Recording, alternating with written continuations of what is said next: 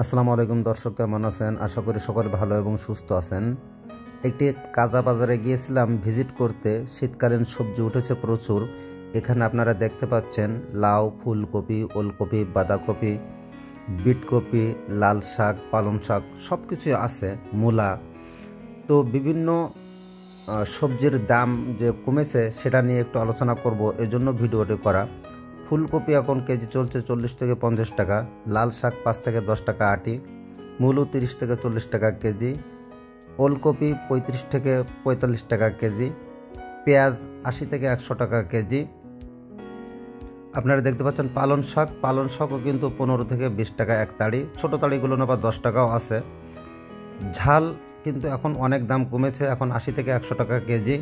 মূলাও এরকম 45 থেকে 50 টাকা কেজি।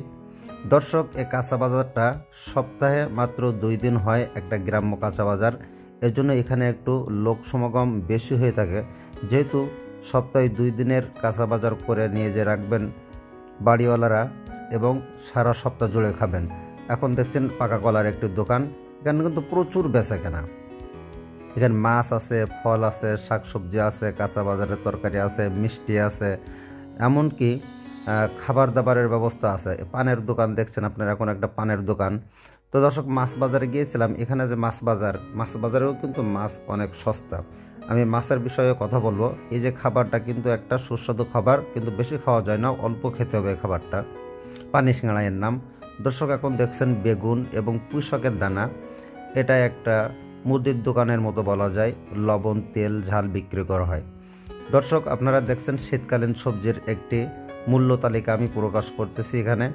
যে আমি বোঝাতে চাচ্ছি যে বাজারে প্রচুর পরিমাণে যদি সরবরাহ থাকে তাহলে পণ্যের দাম কমে, এবং বাজারে যদি সরবরাহ কম থাকে তাহলে পণ্যের দাম বাড়বে, এটাই স্বাভাবিক।